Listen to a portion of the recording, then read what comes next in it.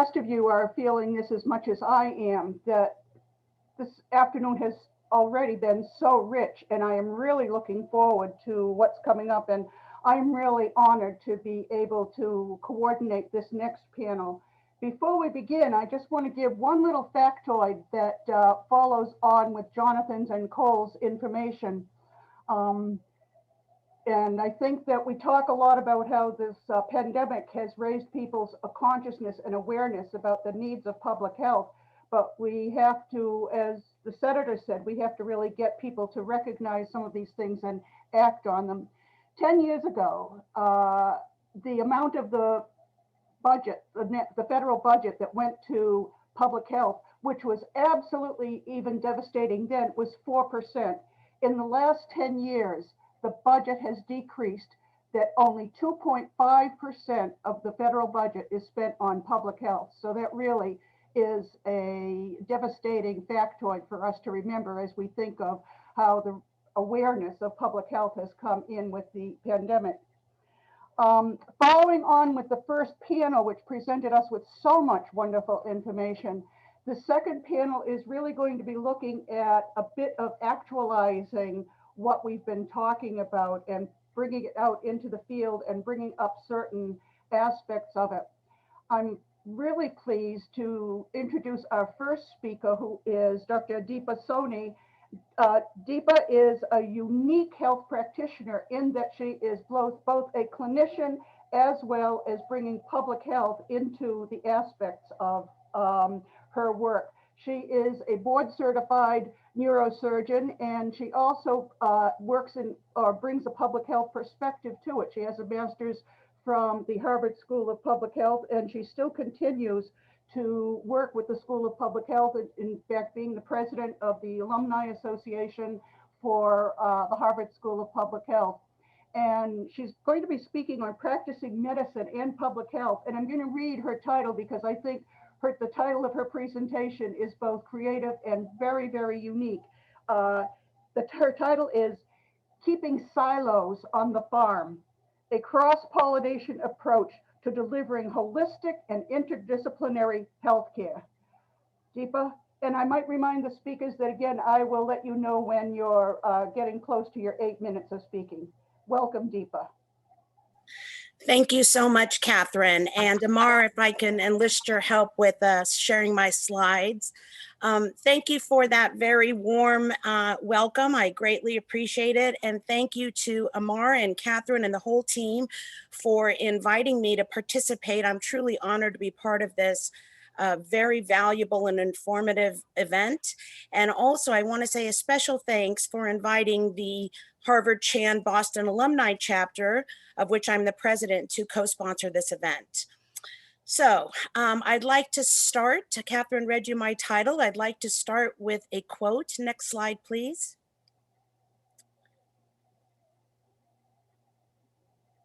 So JFK said, when written in Chinese, the word crisis is composed of two characters. One represents danger and the other one represents opportunity.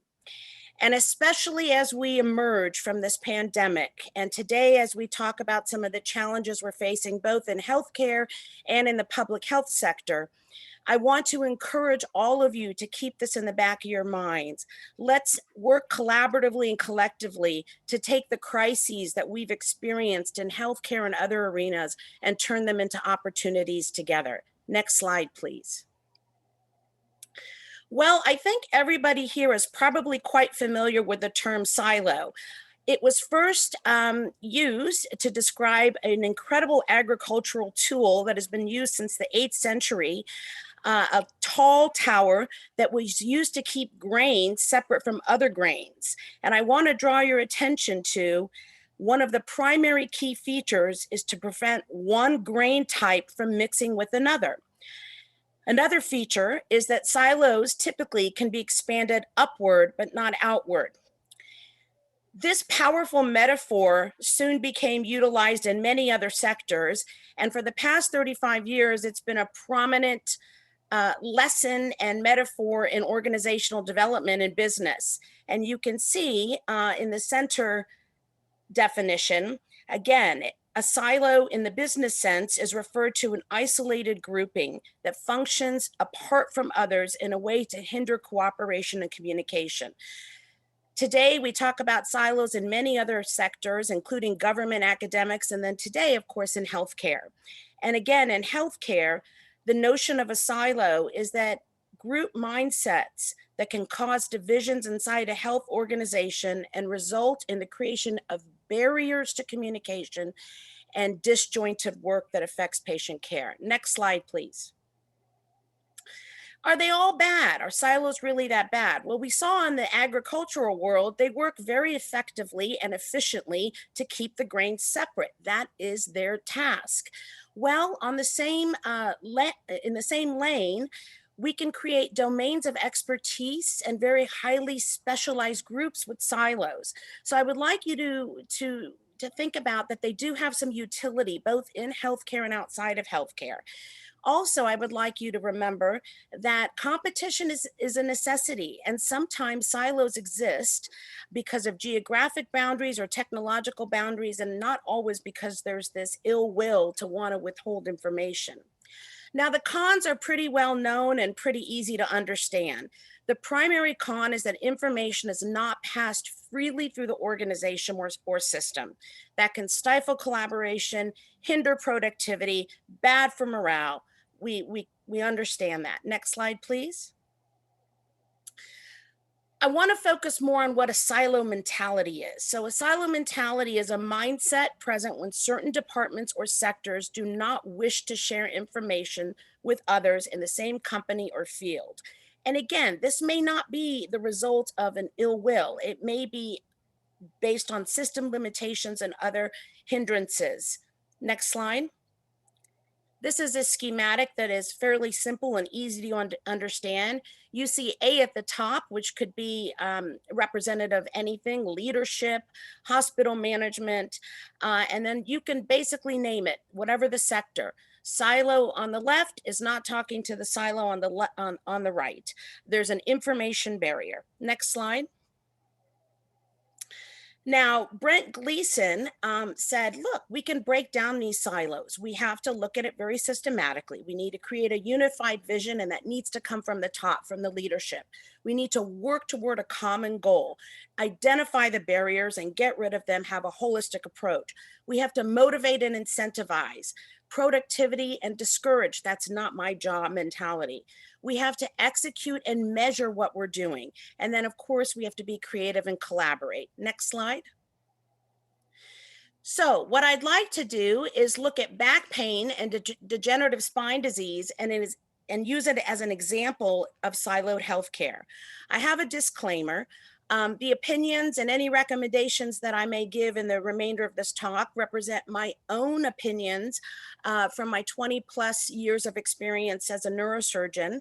And although many of my colleagues feel similarly to me, they do not necessarily represent the ideas, or the ideas here do not represent those of my department or my hospital.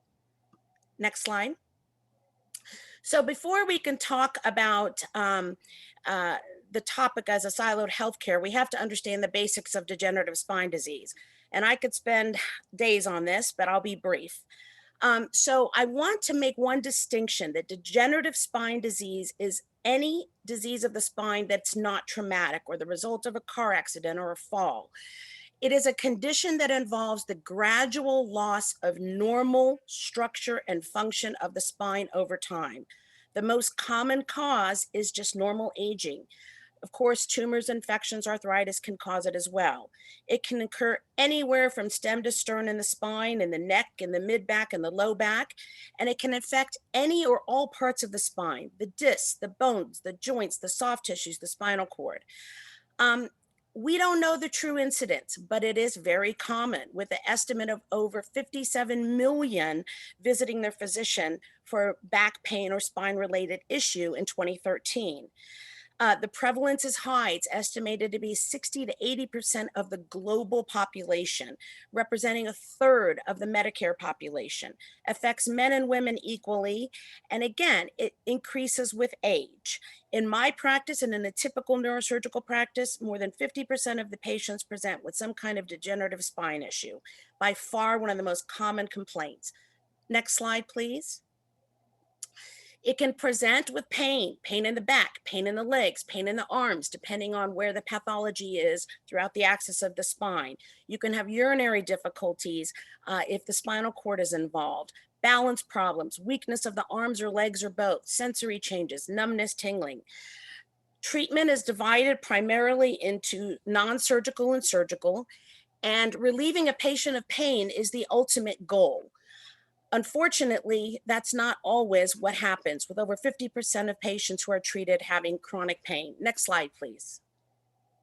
So, my back hurts. We need a diagnosis. We need treatment. Where do I start? Where do I go? Next slide. Well, this is actually representative of all of the services that treat spine disease in our country. And on one hand, we're very lucky that these systems exist. On the other hand, when they're siloed, it is nearly impossible to get efficient and effective care. Your PCP may not be able to see you. You go to the ER, you're sent home with a prescription, but not with a referral to a specialist. You see the specialist, they don't offer surgery, but you don't know what to do next. You go to the pain doctor, they may treat your pain immediately, but you don't have a long-term plan with a physical therapist. It's overwhelming. Next slide. You end up with a frustrated patient. You end up with an ineffective system, a system that's not cost effective.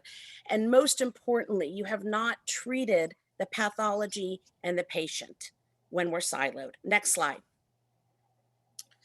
Is there any solution? Next slide. Interdisciplinary, multimodal, holistic approach is the true antidote to siloed healthcare delivery. Next slide. So we've heard all these terms on the left: interdisciplinary, multimodal, bringing multiple therapies, working together as a team across disciplines, treating the whole body, treating the whole problem, not just the surgical one, not just the pain. So why is this so challenging to achieve? Well, it's not in our DNA. When I say our, I'm referring to providers who inevitably work in siloed healthcare systems. We are deliberately and purposely specialized. Every single person in my training program at the Brigham did not only one fellowship, but often two. We are incented by productivity. See as many patients as you can and see the ones in your area of expertise. We are busy and overcommitted, but most important, we are lacking training and organizational development. And I have the definition down there that I think is very worthy of us reading. But in the interest of time, I'm going to have to wrap up. But it's a very important thing that we as physicians and providers understand these concepts outside of our immediate world. Next slide. So, as we saw with the 5 steps, we can do this with back pain. We all want a healthy spine as a unified vision. We want to defeat back pain as a common goal. It is possible. We will measure and we will work together. Next slide.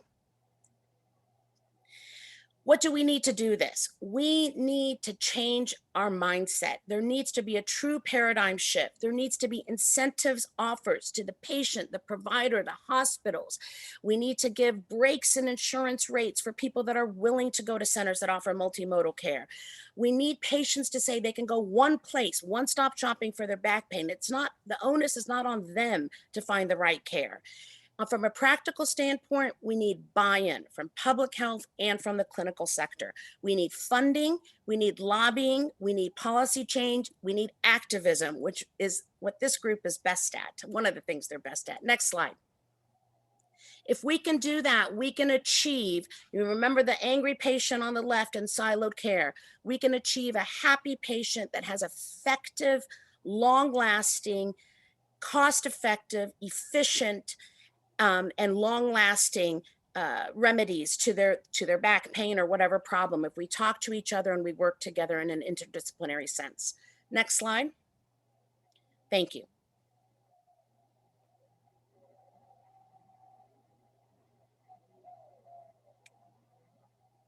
Thank you very much, Deepa. That was wonderful. I think that bringing in the totality and holistic perspective, bringing it into the clinical area is something that a lot of us don't pay a lot of attention to, especially in public health. So I think that we could have spent 2 or 3 hours with you talking about this and leading us down the right path. So I look forward to further discussions with you on this. So thank you very, very much.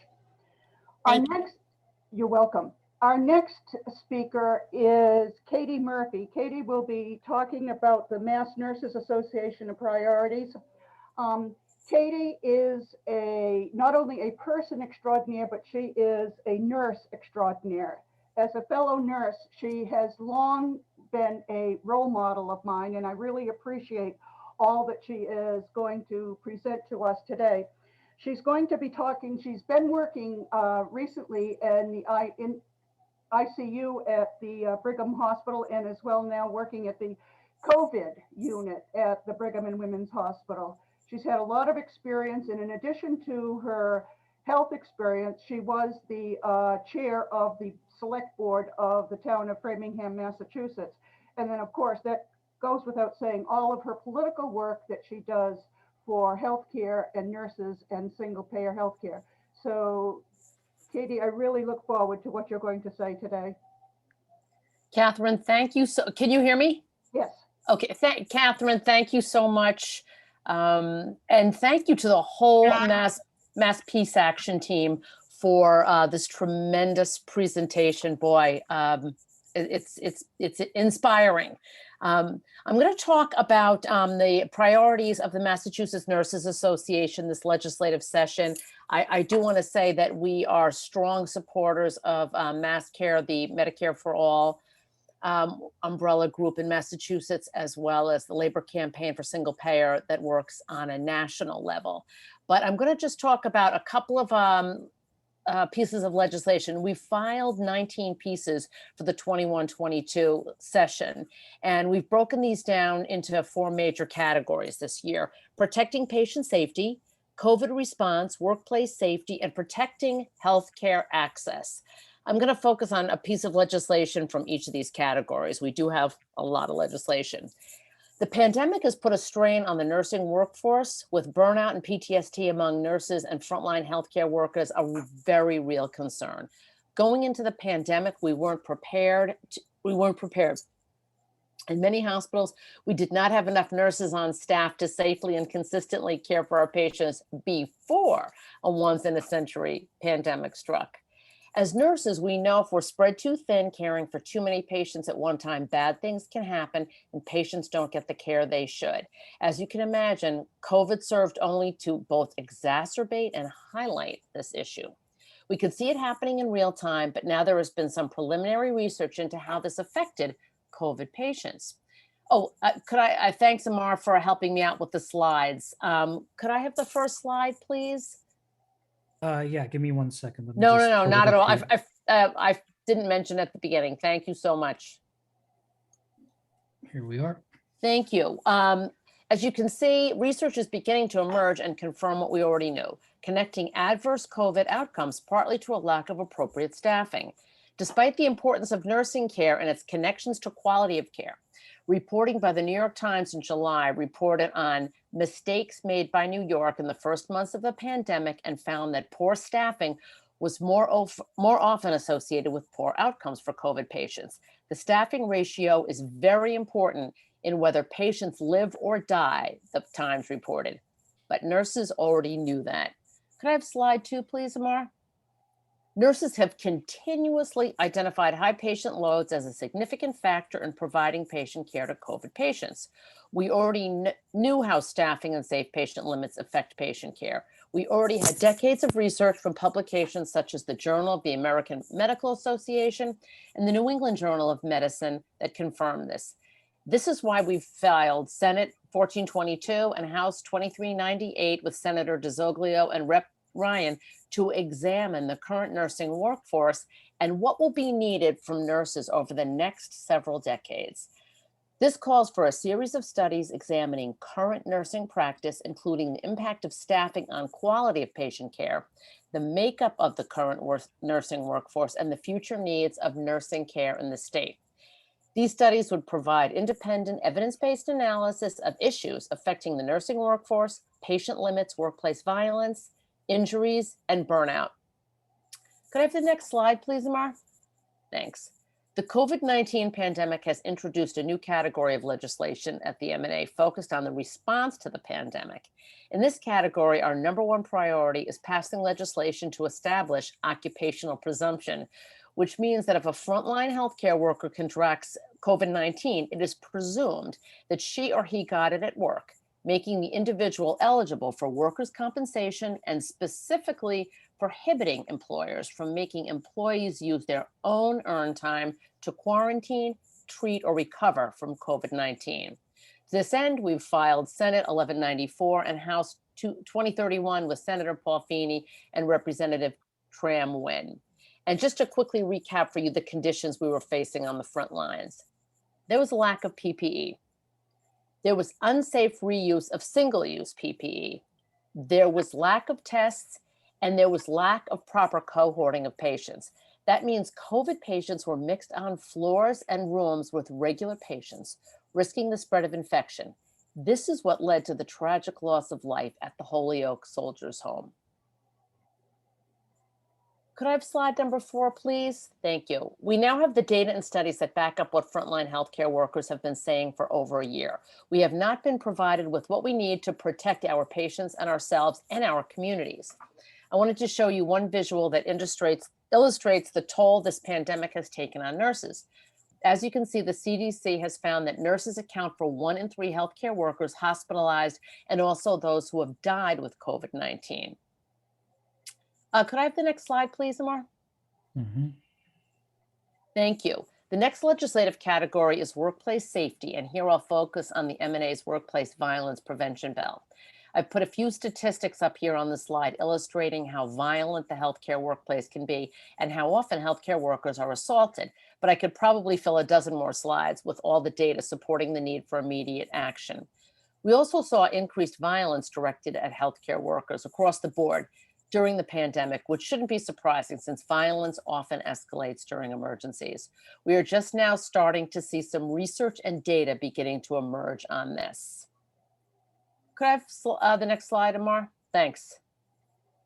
This is why we have refiled legislation to address the important issue together with Representative Denise Garlick, herself a former Brigham and Women's nurse and former president of the MNA, and Senator Joan Lovely. This legislation is meaningful, measurable, and enforceable, and the essential components include that it is facility specific, that there's frequency of assessment and review, proper implementation, meeting the needs of the healthcare staff, and real enforcement with both data collection and penalties. The last category, and probably the most important I want to talk about, is protecting healthcare access. As nurses, one of our most important jobs is advocating for our patients, and we do this in the halls of the hospital, we do this in the streets, and we do this in the halls of the State House. One issue we are passionate about is equitable access to care for all patients. This brings me to our essential services legislations, in which we have filed as Senate 754 and House 1253 with Senator Sear and Representative Ed Coppinger. When we talk about essential services, what we're talking about is inpatient behavioral health care, maternity care, inpatient pediatric care, emergency departments, and whole hospitals. And these services have been disappearing across the state, leaving patients unable to access health care. Since 2009, we've seen 40 closures, ranging from full-scale hospitals like North Adams Hospital in 2014 to the closure of specific services and units. This is a crisis. Could I have the next slide, please? As a result of the closures, there are areas in the state that are healthcare deserts, specifically with regards to maternity care and inpatient behavioral health care. These closures are more likely to disproportionately affect low-income communities and communities of color, leading to an increase in an already alarming healthcare disparity. Our bill would address some of the challenges with the existing laws and regulations, but there is more that needs to be done, and we are actively looking to partner with individuals and organizations to develop a comprehensive statewide plan to address this important issue. Thank you, and please don't hesitate to contact me or the M&A about any of these issues and how we can work together to advance this legislation. Thank you. Thank you, Katie. That was wonderful. And I'm sure that others saw this as I did, that it almost looked as if Deepa and Katie had collaborated beforehand, because both their presentations really are integrated and really show it from a different perspective, the clinical perspective, the nursing, and the public health perspective. So thank you very much. Very pleased to introduce our next speaker, Bonzella Bryant. Bonzella is going to be speaking about the special needs of communities of color. She is a ER physician at Boston Medical Center. She's Director of Medical Education at Boston Medical Center, as well as Dean of Student Services at the Boston University School of Medicine. She spends a lot of her time working on combating the skepticism relating to vaccines and to preparing the Black community to accept the COVID vaccine. And one interesting honor that she has recently had applied to her is by the US News and World Report, put together a series of persons who are heroes, hospital heroes. And I'm pleased to say that Bonzella is probably, I think you're the only one in Massachusetts. So we are honored to have you with us tonight or today for more than one reason. Thank you, Bonzella. It was, representing our healthcare force in Boston, that's what was the most important thing for me. But I am very thrilled and excited to be here with all these great, amazing speakers today. And I'm going to figure out how to share my screen. Are you all able to see my screen okay? All right, let me put it on the presenter's view. Awesome, awesome. Maybe I should. Oh, poop. All right, move that out of the way. So it's been said, sometimes it takes trauma to see something that has been in front of our faces the whole time. And unfortunately, we saw that on the Black and Brown communities, COVID-19 has been very devastating. But why? Well, part of it is due to part of it is due to where you live kind of dictates how your health care is going to be. And we've had hundreds of years of legal segregation, but then we've had decades of what's called a racist policymaking, housing policymaking, one that's called redlining. And redlining, and I'm going to have to read this because sometimes I don't break it down as easy as I want to, but it was the denial of services or goods by federal and local agencies to provide loans or funding to individuals or companies because they are located in areas deemed to be a poor financial risk. So unfortunately, these areas had under-resourced schools, which that affected your child's ability to be able to go to college or to get a better paying job. Also, they tended to be more crowded in more crowded areas with multi-generational housing. And again, your kid couldn't really go anywhere. And then also, it was hard to do some social distancing. Also, these areas, they tended to have pollutants in the air and in the water, increasing your chances of having complications of lung disease like asthma or increasing your risk of cancer, which those were risk factors that led to having more severe COVID-19 illnesses. Also, I wanted to take a moment to mention about how there's chronic stress due to unemployment or violence. And Kathy talked a little bit about how the behavioral health issues has been a huge problem during this pandemic that has been highlighted. They were there before, don't get me wrong, but were highlighted during this pandemic. And unfortunately with that, we had increased smoking. I would have patients who smoke cigarettes and I'm like, you really should stop because it's bad for your lungs. But then I had to say, well, but then I totally understand that I can't really take away a lot of the stress. And there's studies out there to show that increased jobs in similar neighborhoods will decrease crime. So again, we got to invest in these things. Also, these neighborhoods are in food deserts where there's a paucity of healthy food choices, increasing your risk of obesity, increasing your risk of complications with diabetes. Again, COVID-19, really love those risk factors. And then also this lack of access or inadequate transportation. I work at Boston Medical Center and I love working there. Our motto is exceptional care without exception, but there's no train stations that go to Boston Medical Center compared to other areas. So during the pandemic, only 20% of Black Americans were able to work from home.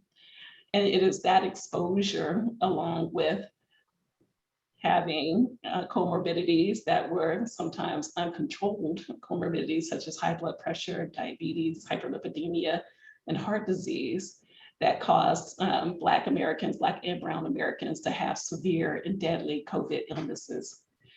And I also want to point out that during this pandemic, frontline workers, I gave a lot of thank yous. I still thank my environmental workers who cleaned those rooms of those COVID-19 positive patients. Heck, I gave huge thank yous to all those Amazon delivery drivers, or even the CVS and also the grocery stores. Because when you think about it, whenever I went to the grocery store, the CVS, you tend to see Black and brown clerks. So as far as the vaccine hesitancy, well, I think the distrust is justified. And so that's why we have to be very gentle with patients who were terribly concerned. So with the Black and brown communities, as far as historically, there has been unequal treatment. There's lots of studies to show that Black patients get less pain management compared to their white counterparts. Also, even having interventions done like cardiac catheterizations, they tended to have less opportunities for that. Also, the historical context from medical experiments that started, that happened back during slavery days. One of the founders of gynecology procedures used to do these procedures on slaves without using any anesthesia. And then also Tuskegee. A lot of the folks on this call, they probably know about Tuskegee, where these Black men were told that they were getting free health care while they were not being treated for the syphilis that could be passed on to their partners and passed to their children through childbirth, and causing all kinds of effects on the body, as far as on the brain, the kidneys, the heart, and other systems. And this lasted for 40 years, y'all. I mean, it ended in the 1970s. There's also race-based medicine. That is something that we've been talking about over the last 3 or 4 years, when we found out that genetically, all human beings are pretty much the same, that this whole racial, people being labeled, being Black, Latinx, Asian, well, that's more of us grouping people, but pretty much we're all the same. And I'm saying that we're not talking to the patients about their own family history or their own personal history, and looking at their chief complaints. We're just thinking, oh, he's Black, he's gonna have cardiovascular disease. Oh, he's something else and he's gonna have. So we gotta stop making assumptions, and that leads to mistreatment and also misdiagnosis. And then the last thing on my slide here, how patients feel when they come to the hospital and clinical setting, is how they feel as far as being valued. And when patients don't feel valued, well, why would they trust us and our medical recommendations? And so what we can do as far as talking to patients, we have to recognize our own implicit bias and policies creating the inequities in healthcare, but then treating individuals with respect and recognizing the historical context and the vaccine hesitancy. But then I always like to teach about how the vaccine was made. I mean, you hear, oh, this was made too fast and whatnot. But was it though? Because some of this technology, the mRNA technology, has been in development for years, and that no safety measures were skipped over in making this vaccine. And then also that there was some good representation of underrepresented minorities in making this vaccine. So I just try to stay positive, like we all should. and just tell them that the vaccine will keep you from getting a severely ill or to die from COVID. And then that you're protecting your family and your community. When I was at the Reggie Lewis Vaccine Center, this was during Black History Month the last weekend, and we had Black doctors volunteer to give vaccines. One patient was like, doctors giving vaccines? It's like, yeah, we're here. We do that too sometimes. But just hearing patients or clients say that they just want to see their grandchildren again. They want to go to their graduation to hug them. And I just want to keep up the excitement of getting back to normalcy. And I will end on that note. Thank you. Gonzala, thank you so much for that. That was really extending this. I think we're just putting together a wonderful picture puzzle of all the pieces going together. And we really appreciate all the work that you're doing there. I think in the future, what we'll do is just take each one of these panels and put it into a 3-hour workshop. It's just so rich and so much information. I'm pleased and honored to introduce our final speaker for this panel, Vaughn Goodwin. He is a senior organizer for Service Employees International, and he works particularly with personal care attendants in the home. And these are individuals, for those of us who have been part of the public health arena, know that these are the probably even more important than the nurses and the doctors, the most important persons, because they are actually providing the hands-on first level care to people, so that we can have Vaughn discuss that. And also we'll just mention that Vaughn is the co-chair of the Poor People's Campaign. So welcome, Vaughn. All right, does everyone hear me? Yes. Okay, let me first of all say that I am delighted and privileged to be here with my organizational comrades.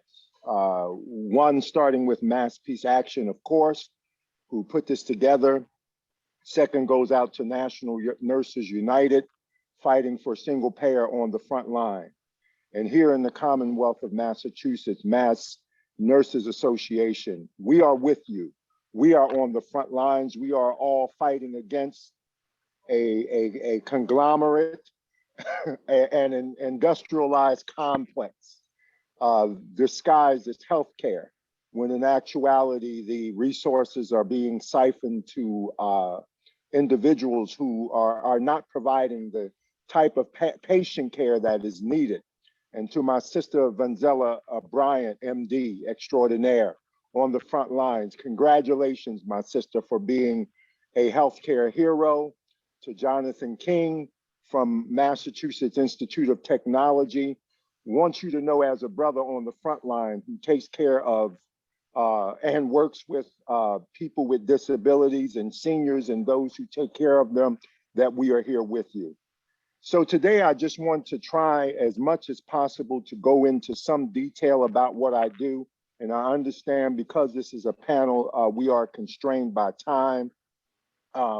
Just a little bit about myself. Grew up in this city of Philadelphia. My mother was an organizer for 1199C under the leadership of Henry Nicholas, who was one of the lieutenants under Reverend Dr. Martin Luther King Jr. I ended up going to 1199 SEIU out of New York, working with George Gresham there, and here in the Commonwealth of Massachusetts to help build personal care attendants to where they are today. When I started, there were probably about 3,000 throughout the Commonwealth. Today, we're over 55,000. When I started, the wage was probably about $9.75 an hour. Today, it's the highest in the country. So we're delighted because of that victory. But our main goal was always three things, and we call it the Earl method, was to educate. The second thing was to activate. The third was to build relationships. And lastly, it was to build leaders. And we have tried to have leaders all throughout the Commonwealth. And in the Metro Boston area where I'm at, everybody knows that Boston is unlike organizing any place else in the United States. Why? Because Boston is a network of different neighborhoods. You know, what people do in Brighton, they don't do in Austin. What people do in Mattapan, they don't do in Dorchester. So no matter where you go, you have to have leaders in every community. So it became important for us to have leaders. So not only is it about making sure that those people that take care of people with disabilities are able to achieve their rights in terms of their jobs, but make sure that they organize in their communities. So if another PCA needs help, that somebody is there for them. So our model is not just a political aligning model. It is a community organizing model and organizing at the grassroots. We are about two things primarily. One is political development through the electoral process, but also it's about having a political conscience to understand what's going on in the world around us, and also about moral development. We want to make sure that we take the necessary stands that are needed. One of our biggest stands that we take is against militarism. And that's why we are involved in mass peace action, because their stand against the military industrial complex and continuing to allow funds to go off into areas that are really not necessary has to be directed towards social uplift, as Reverend Dr. Martin Luther King talked about. And also we try to make sure that folks have an ideological framework around which they organize. Because let's be honest with ourselves, ideology and ideological framework is what fuels our activism. Some can be active, but if we don't have a framework around which we organize, things become problematic because we're not deeply rooted. So we try to, in many ways, give a dialectical analysis about the economy and how workers fit into that, and how we have to fight based on solidarity and not just organize within our unions, but organize outside of our unions, work in partnership with other organizations. And that is where our partnership with the Poor People's Campaign really makes a difference, because in the Poor People's Campaign, they talk about intersectionality and they actualize it. They talk about fusion organizing, and the model of fusion organizing is not new. This is something that merged out of the past reconstructions that we have gone through. There was a fusionist party, there were fusionist movements that people led in order to bring about change. But guess what? Whenever fusion movements arose, there was always a right-wing reaction to try to destroy it. So we have to be aware of the types of organizations that we're dealing with. One of the things that PCAs are fighting for now, we all talk about the pandemic. One of the things that PCAs are fighting for is premium pay. During the pandemic, we did get pandemic pay, and my sister Katie Murphy knows what I'm talking about. You know, nurses got pandemic pay also. But for a certain section of home care or healthcare workers, that pandemic pay was taken away at the time that the numbers had not gone down. So now that the President of the United States has put forward this infrastructure plan that we're talking about, and let us be honest with ourselves. Let's just be honest.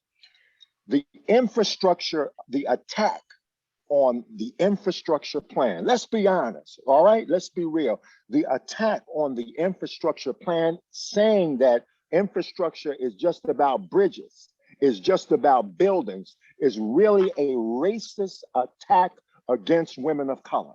It is an attack it is designed to demean and devalue the work that women of color, people of color, and even poor women, you know, do every single day in terms of healthcare, in terms of home care. Because home care workers are real workers.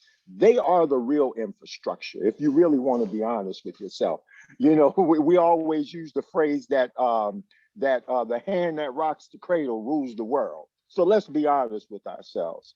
You know, when these right wingers, and I'm not going to mention a party, but when these right wingers start attacking home care workers who are taking care of people with disabilities and seniors, it reminds me of us attacking our welfare mothers.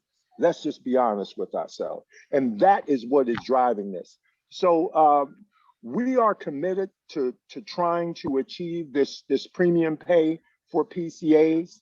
That is important for us. We're going to have a rally down at the State House related to that. We were focused early on making sure that those that were personal care attendants were acknowledged as essential workers when we first got the vaccine. And we are able to say that over 50,000 of our 55,000 home care workers are now totally and completely vaccinated. And that is the first time that something like that has happened on that wide a scale. And so let's move on to talking about the Poor People's Campaign. You know, I was chosen to be one of the tri-chairs. We're actually not co-chairs. There are 3 tri-chairs. You know, there's also a gentleman by the name of Jose Perez, who is actually in Worcester, Massachusetts, who has just been chosen as the 3rd tri-chair. So there's 3 of us in the Commonwealth of Massachusetts. So we are going to be having a rally down at Steve Lynch's building and also Representative Neal's building in order to push for legislation related to the 3rd Reconstruction. Because our goal is to push for fighting poverty from the ground up.